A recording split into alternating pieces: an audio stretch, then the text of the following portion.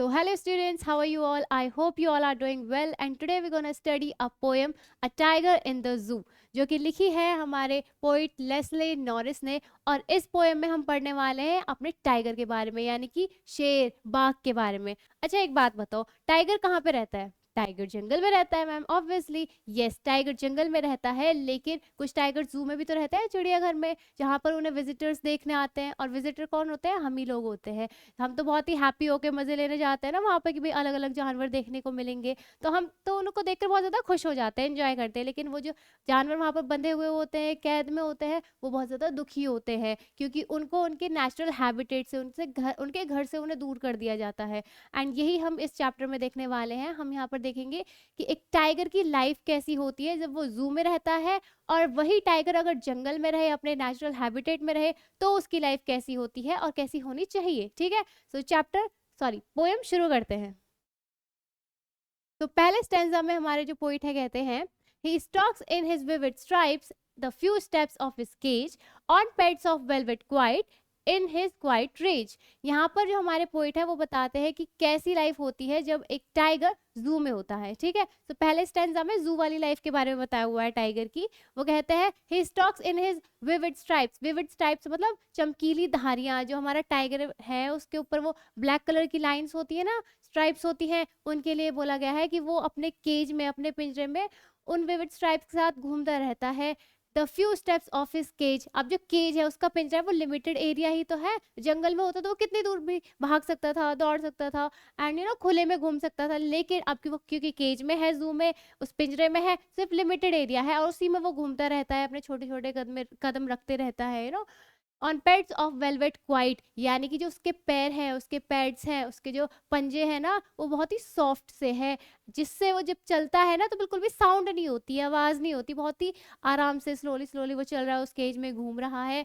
इन his quiet raise, यानी कि raise मतलब एंगर, गुस्सा। भले ही वो शांति से उस केज में इधर से उधर घूम रहा है, चल रहा है, आवाज नहीं कर रहा है बिल्कुल भी, लेकिन उसके अंदर बहुत ज्यादा गुस्सा भरा हुआ है, बहुत ज्यादा एंगर है उसके अंदर। क्योंकि अगर तुमने एक बार केज खोल दिया ना तो पता चलेगा टाइगर क्या होता है। अगर जंगल में चले जाओ, वहां पर टाइगर दिख जाए, फिर डर के डर जाते हैं ना बहुत ज्यादा।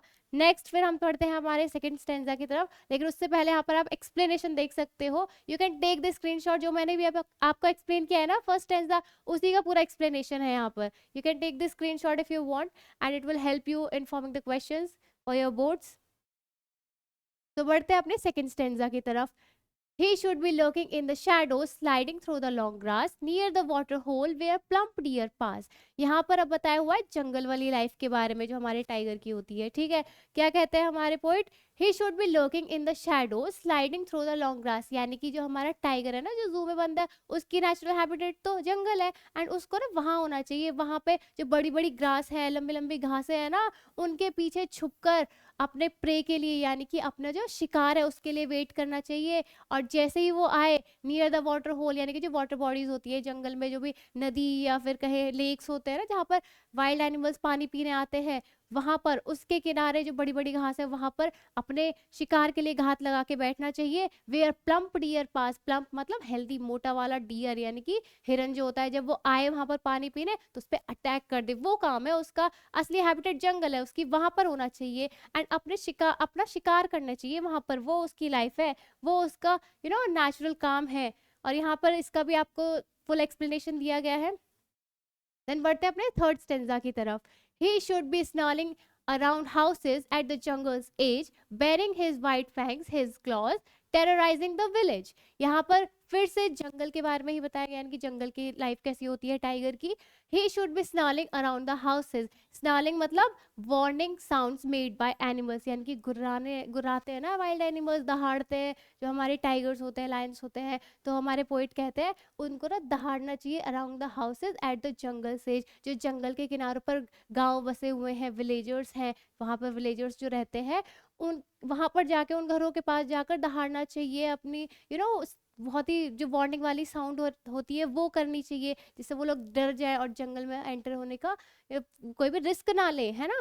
क्योंकि अगर वहां पे आपको पता चल जाए किसी जंगल में टाइगर है, लायन है, तो हम उस जंगल में जाएंगे? कभी नहीं जाएंगे, है ना। तो यहाँ पर हमारे पोइट कहते हैं कि उसका तो वो काम है, वो करना चाहिए, उसे उन विलेजर्स को डराना चाहिए जंगल के एज पर जाकर। Baring his white fangs his claws. White fangs मतलब उसके जो नुकीले दांत होते हैं, वाइट वाइट से दांत होते हैं ना हमारे टाइगर के, उन्हें दिखाकर, और एंड हिज क्लॉज यानी कि पंजे दिखाकर, बहुत बड़े बड़े नेल्स होते हैं ना जिससे वो अपना शिकार करता है टाइगर। तो हमारे पोइट कहते हैं कि अपने वाइट फैंग्स, वाइट जो दांत है, नुकीले दांत है और जो पंजे हैं, उनको दिखाकर उन विलेजर्स को डराना चाहिए, टेरराइज करना चाहिए। तो here is the explanation of third stanza also. Then बढ़ते हैं फोर्थ स्टैंजा की तरफ। But he is locked in a concrete cell, his strength behind bars, stalking the length of his cage, ignoring visitors. फिर से हम आ जाते हैं अपनी जू वाली लाइफ पे टाइगर की। तो इसमें क्या कहते हैं हमारे poet, but he is locked in a concrete cell, यानी कि अभी तो वो हमारा बेचारा जो टाइगर है ना वो कंक्रीट सेल में है, यानी कि उस केज में है, उस पिंजरे में कैद है।